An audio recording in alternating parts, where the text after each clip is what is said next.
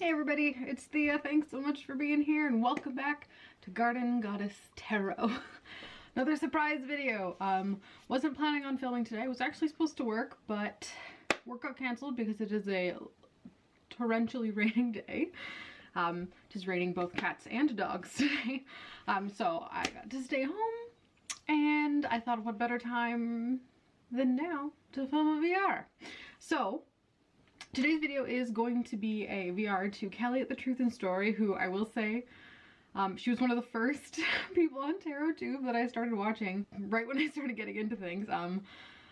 Yeah, no, I spent a lot of time on Kelly's channel researching decks in the beginning. She has phenomenal taste. And because of that, a lot of the decks chosen in this particular tag are going to seem slightly familiar if you've seen her video.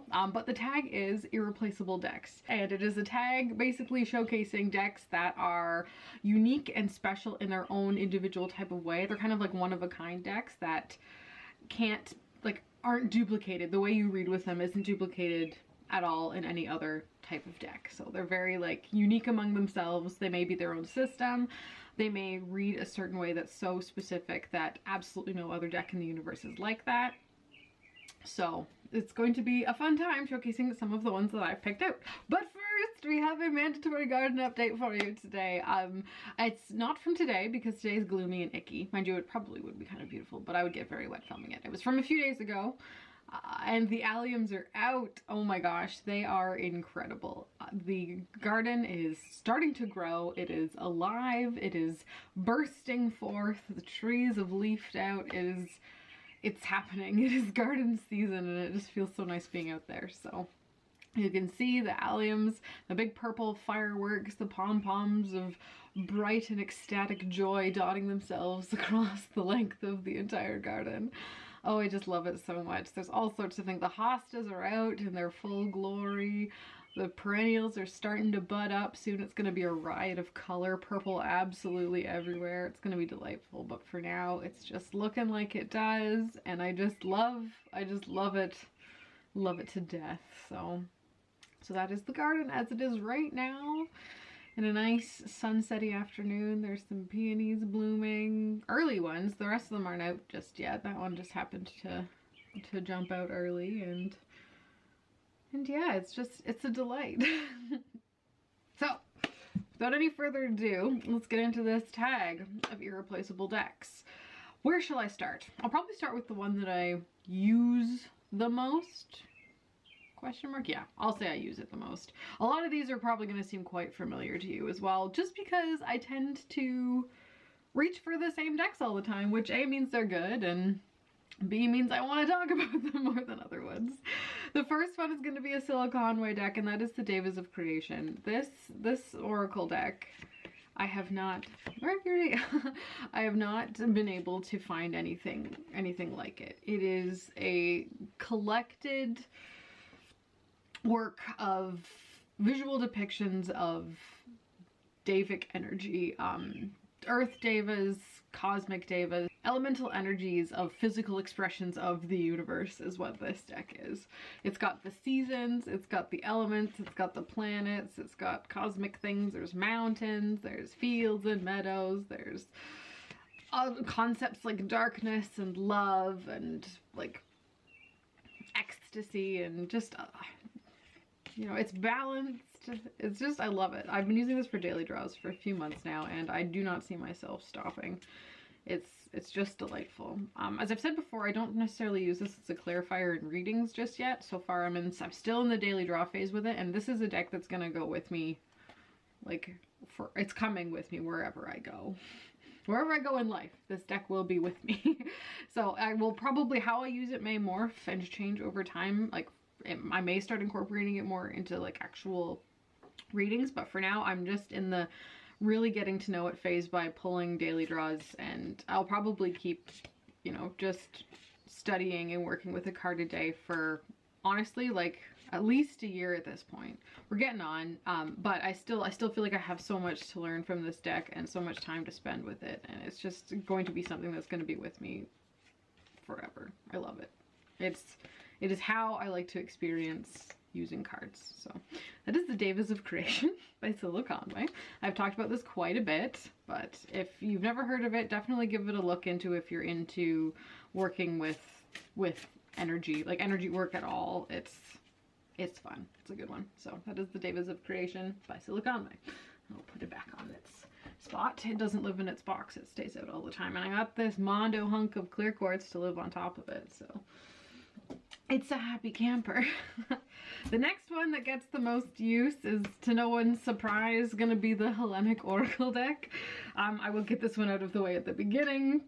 This is an Oracle deck that didn't exist in the world. So I made it. I wanted it really badly. I wanted a Greek mythology oracle deck that covered the primordial deities, the Titans, as well as a few other peripheral Greek mythology themes. And I wanted it to be stunningly beautiful, a la like Tarot of Delphi, Majestic Earth type of, you know, neoclassical painting type vibes. So I sat down and I started cracking away at it, and this is the final result, and it is perfect, and I use it all the dang time. So we have all of the Greek gods that I wanted to include. There's 90 of them. 90 is a lot, so there's a good chance that a deity that you'd like to work with is in here. It is fully fleshed out. I've titled it in Greek, so it's the titles are in Greek, as well as they've been transliterated to English underneath. There's the Typhus, the Muses, Themis. It's absolutely a delight to work with. I love pulling multiple cards and stringing together a story. It works really well for weaving story because there's so many myths and legends associated with each of the Greek gods, and if you know anything about Greek mythology, there's interplay and relationships between so many of the cards, so it just, as well as the essence of what the gods themselves represent can tie in nicely and, you know, clash and or, you know, it emits messages so easily that way. There's Geras, which is old age. There's Charon the Boatman. So you can, I get so much out of these cards. There's Aurea, Mountains. It's Hermes, my boy. Seriously, but yeah, it is a delight. And if you're curious about it, I do have a full walkthrough of it. It is also available for purchase on my playing cards if you want a copy as well. It's linen finish, shuffles like a dream. It's my baby, and it's irreplaceable. So a deck like this just didn't exist. I would have a hard time finding a Greek mythology deck that has Pontus in it. But there is now, and I'm so glad I made it. It was so worth it. So that is the Hellenic Oracle deck of Greek mythology, and it is irreplaceable. And I use this one nearly every day as well. It is a delight. Don't know whether to start, because I do have quite a few tarot. I know Kelly did say in her initial video that tarot is kind of tarot. Each deck can essentially be read the same way, sort of. But I do have a couple of tarot decks that kind of go their own way that I kind of want to highlight in this part. So I think we'll start there. First, Mariel, obviously. This deck is its own thing. There is nothing like it, full stop. And I think Kelly did mention in her video this one as well. But it is tapping into, like, I feel it is source energy is what it is. This is like one of the most sourcey, esoteric, spiritual decks for me in a very unique way. And yeah, here's the second edition, but it's incredible. And this deck doesn't read like a normal tarot to me. Like, I don't pull like the 6 of coins and read it like the RWS 6 of coins like I do with a lot of other decks. It's its own thing. It tells its own story. It follows its own sort of trajectory through the system of tarot in a really magical way, for lack of a better word. So it's incredible. And it's also like this card, this has changed the way I see the 2 of Wands in just about any other deck as it is. Like this image of the 2 of Wands is now kind of my default image when I'm looking at the 2 of Wands in other decks, just because it's so powerful and impactful and just relevant. It's incredible. Oh, yes. There's myth weaved into this. There's esoteric tradition weaved into it.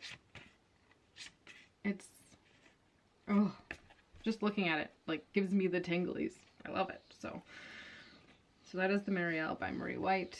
Another one along those lines, actually, is the Villarcos Tarot. It's also equally irreplaceable in its own unique way. This one gives me very Mediterranean feels as well. It's a dreamy deck. It's profound. Because the guidebook that comes with it is so cryptic, as well as the images being emotive, it leads you in a direction that's a little bit more unique than the average tarot deck does.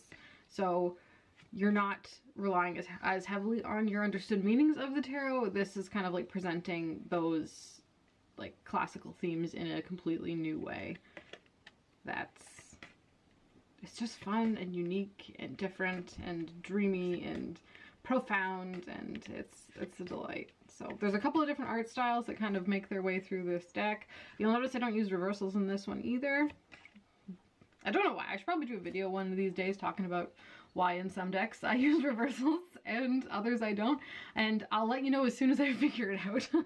But there's definitely some that I use reversals in and others I don't, and this is one that I don't. And it has nothing to do with the artwork on the back either.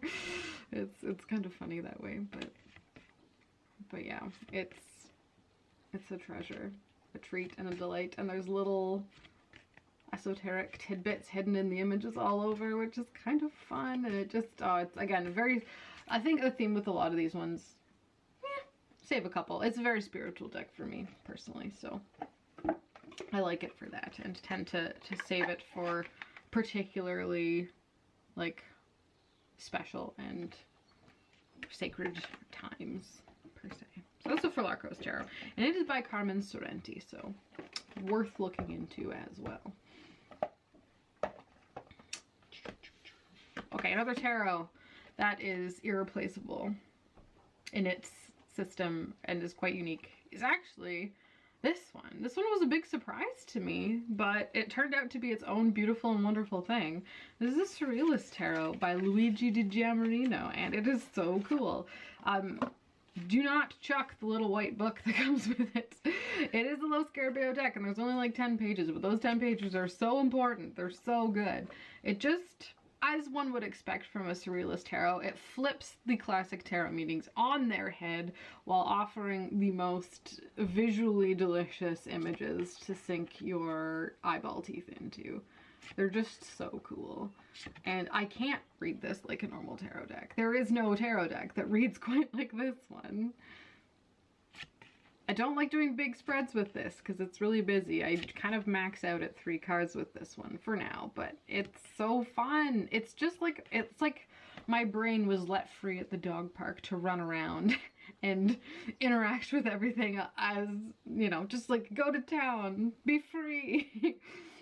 You know, it flies to all corners. It pulls from my stash of associations in fun and unique ways, as well as, you know, flips me, like turns me over on my butt sometimes, and what I think it's going to be like. I read the guidebook and go, oh, that's different. Okay, sure, let's go with that.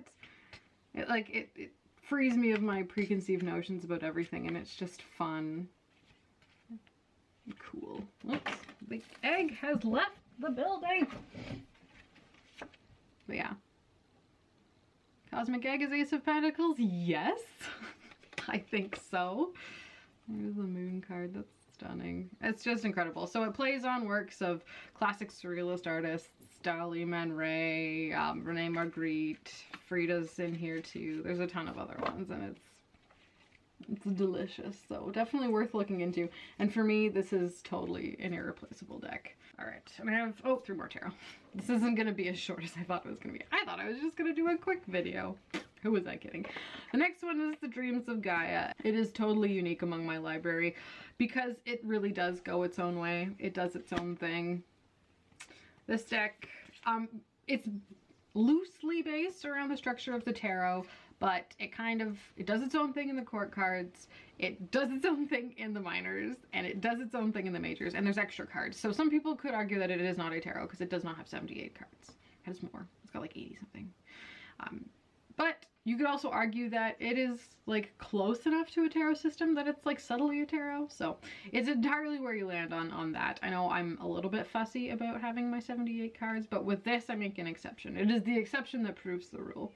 But it's such a comforting and emotional experience, and it is like when I'm reading with it, it's far enough away from tarot that I don't read it like a normal tarot. There is no other deck quite like the Dreams of Gaia. The art's beautiful. Raven Phelan does a fantastic job, but even just in its content, the juicy guidebook in the bigger version, this is the mini pocket version. If you've got the big one, the big guidebook, just you could read for days about all of the different ways these energies impact your life, and you know, ways to look at situations if you've asked questions specifically, or just, you know, ways to assess a situation. I find I tend to use this when I'm feeling emotional, so it helps in that regard. It's very elemental, like the colors are, you can clearly tell what's like a fire, air, major. Those are all majors. There's an earth card. There's a lot of green, blues, reds, oranges, yellows. It's a delight. Anyway, Dreams of Gaia is an irreplaceable deck. It's just, it feels weird saying that because like it is just a mass market deck that's readily available. So it's like if it disappeared, I could just get another one. But I think maybe another better word for it might be like one of a kind decks. You know, diamond in the rough type of dealies, like that sort of energy. So Dreams of Gaia is one of those. Another tarot deck. Okay, two more tarot decks, and then a couple oracles. I tend to use tarot more. Tarot is like my primary focus usually, so it's where I spend most of my mental energy on tarot. I don't put a lot of investment into oracle decks. Another way to kind of frame this tag too is decks that when you get them you have to pick up the guidebook to read about the system. If you can read it right out of the box, then it's probably not irreplaceable. Anywho, the next one is the Margaret Peterson. This tarot is 100% irreplaceable. This does not read like a normal tarot deck. This reads like art and poetry mixed together. And it's very, very transformative. It awakens things in my mind. It's comforting. There's a nice 10 of swords there.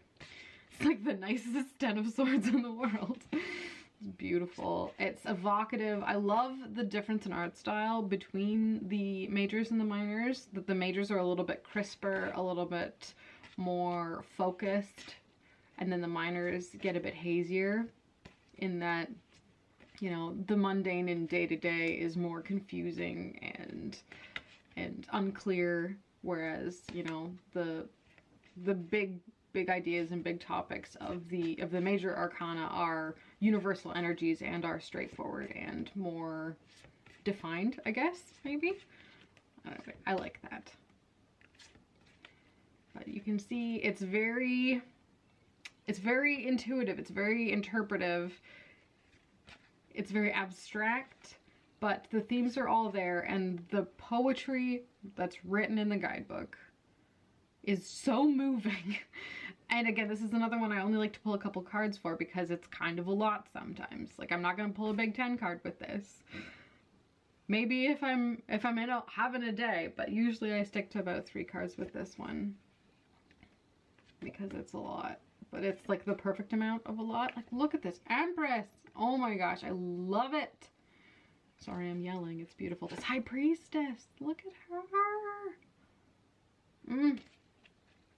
It's beautiful. It's otherworldly. It feels channeled, I guess. It took Margaret Peterson 12 years to make this one, I think. So much of herself and her soul was poured into its creation, and it's irreplaceable. This is not your average tarot deck.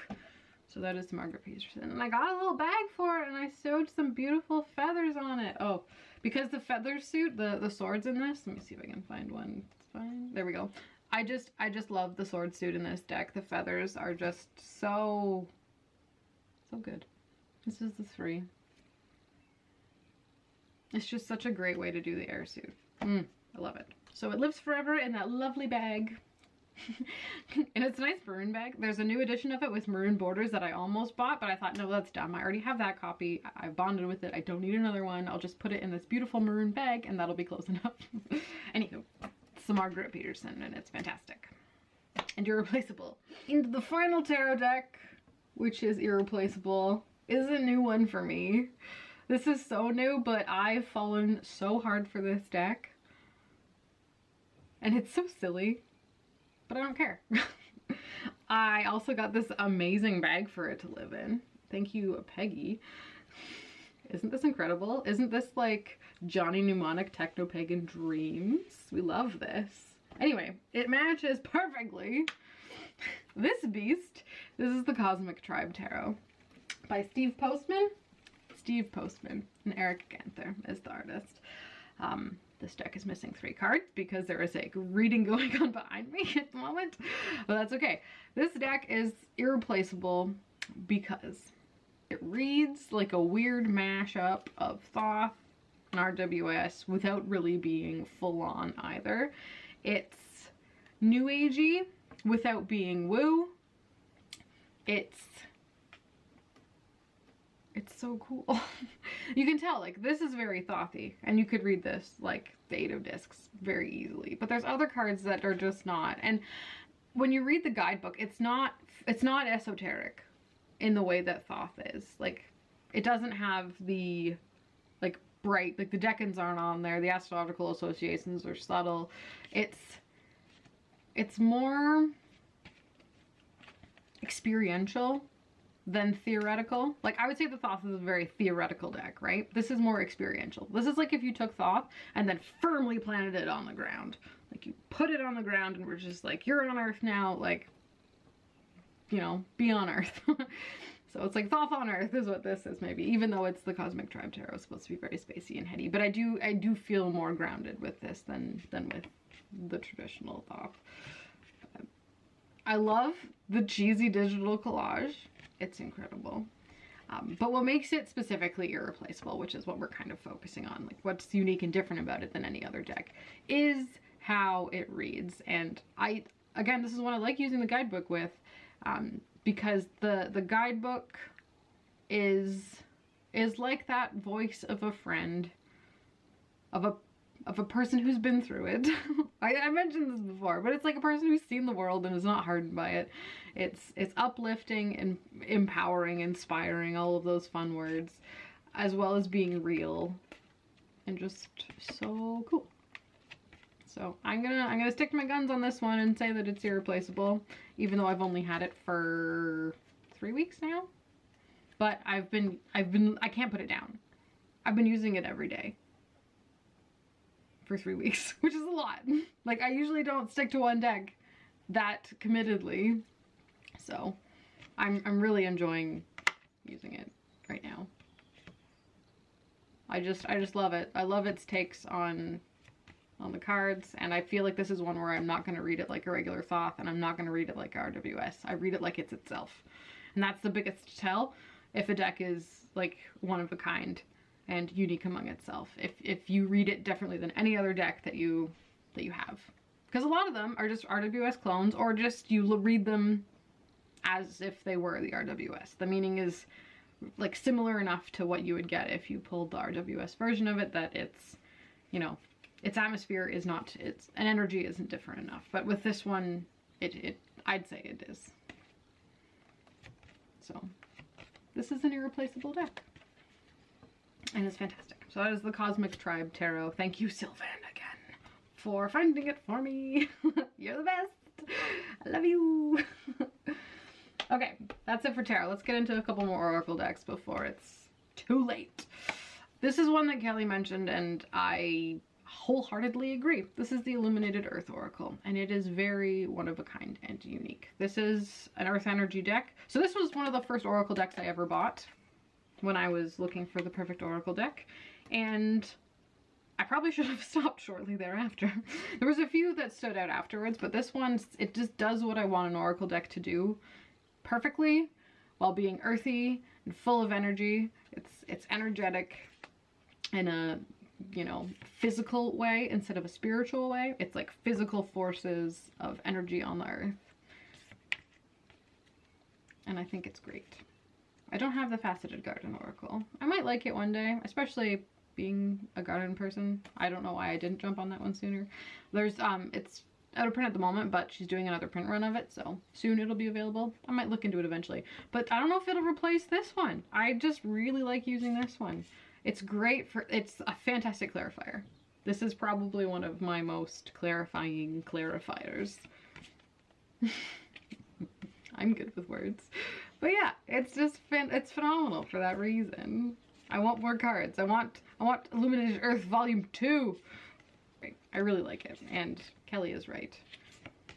This is an irreplaceable one. There's just nothing quite like it. And it's balanced. It's beautifully balanced. It's got positive. It's balanced in that actually the majority of the cards are neutral. You could read them either way.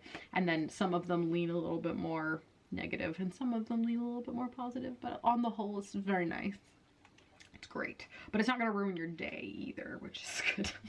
You know, use some decks that you know you pull out like, this is going to ruin me. I do not want this today. This one isn't like that. But anyway, The Illuminated Earth by Claire Mack on Etsy is fantastic and irreplaceable, and I stand by that.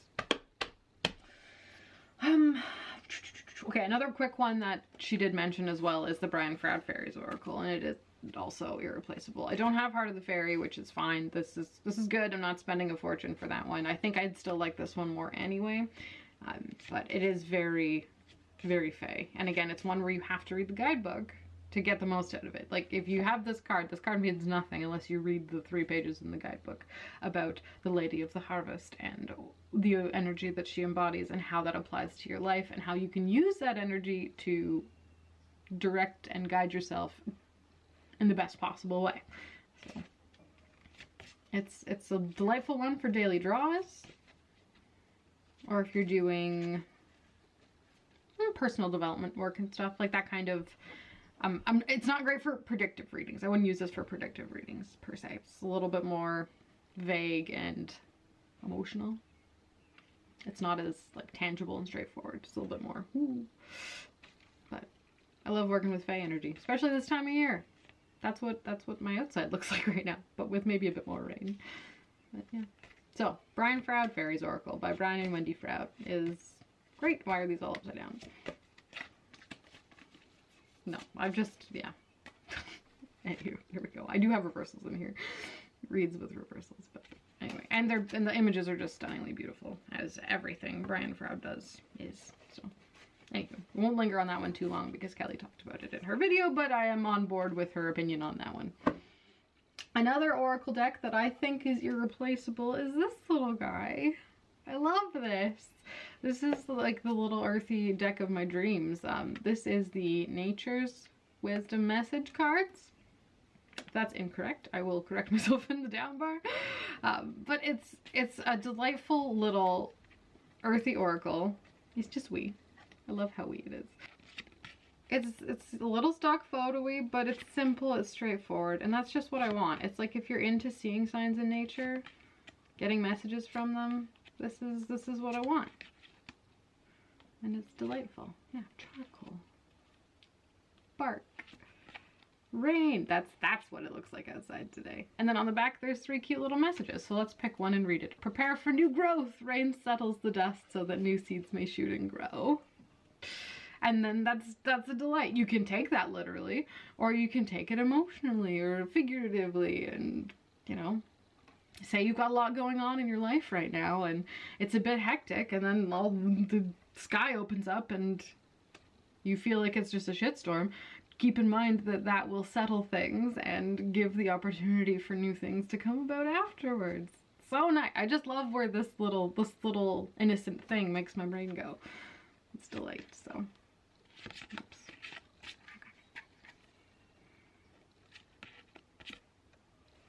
It's a garlic card. It says bulb, but that's garlic. I love that there's a garlic card. So good. Anywho, this beastie is a little delight, and I find it quite irreplaceable. I don't think there's a similar oracle like that. If there is, let me know, because I'd be very interested in it. But one that's like this, I don't know, to me it feels irreplaceable. So that is the Nature's Wisdom message cards, question mark. The Earthbound Oracle, this one I find quite irreplaceable as well.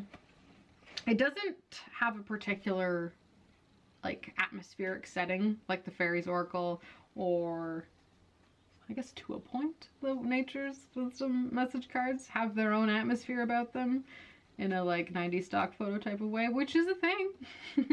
But this one, it's, I don't know, it's so clear. How does one describe this?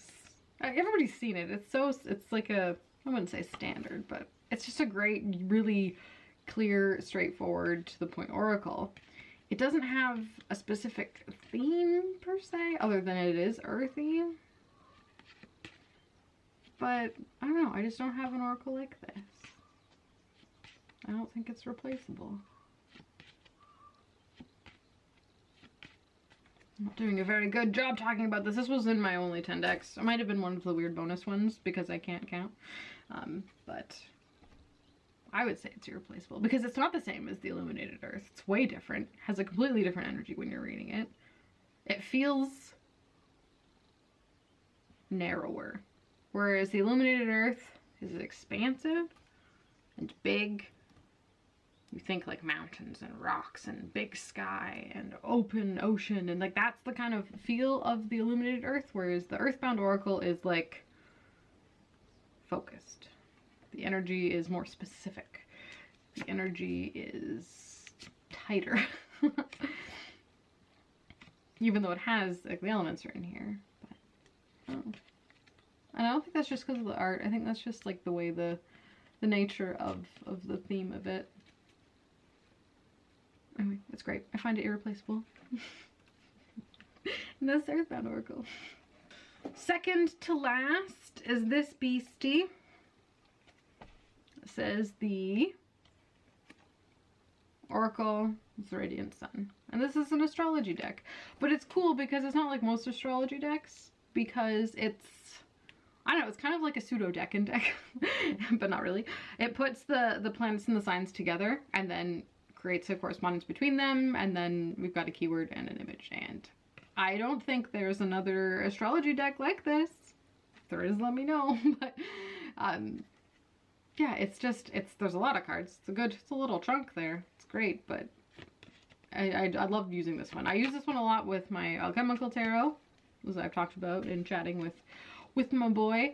But it's also just a great clarifier all around. If you want to do an astrology-based reading, you can go in and you can find the cards for your signs and planets and see where you are at that way, which is a fun, handy thing to do. You can use it to assess current astrological situations. So say Mars is in Aries right now, or Mars is in Leo right now. You can find the card, you know, pull the sky chart for right now, see what's going on. It's handy that way. It's just unique and delicious, and it's great. And it kind of does a lot of the hard work of putting together the signs and planets and figuring out what that means together. It does that for you. The only thing it doesn't have is houses, but that would just make things awfully confusing and giant, so.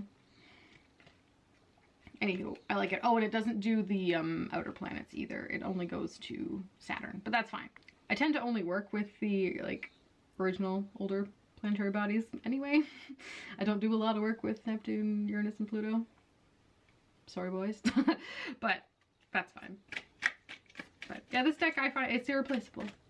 There's nothing like it. And I guess the Moon Oracle as well, by the same author, would be John Astrop. And, well, I forgot the other lady's name, so Caroline something. Anywho, but yeah, no, his decks are great and irreplaceable.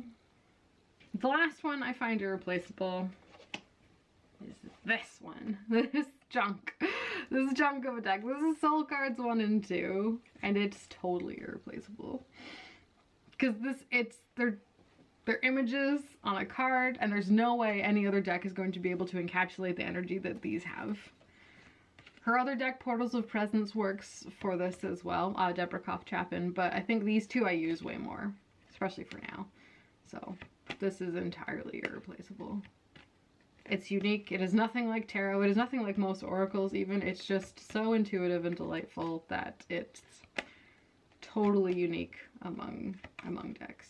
So I always want to have this at hand. If this disappeared, this would be the sort of thing that I would probably replace quite quickly. Oh, I love it. And it matches so many other decks really well.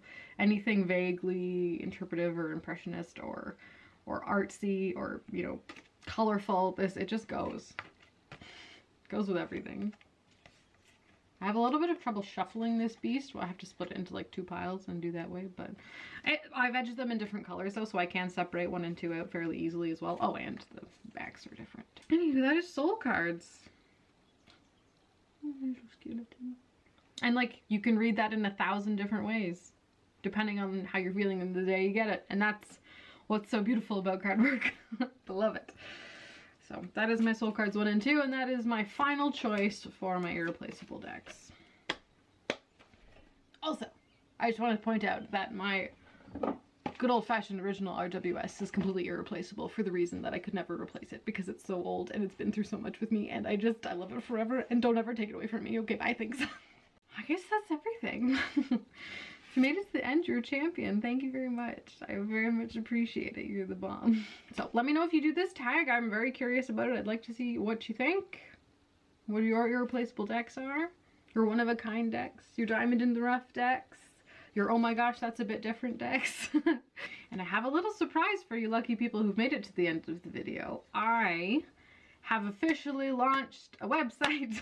I did the thing, and you get a sneak peek.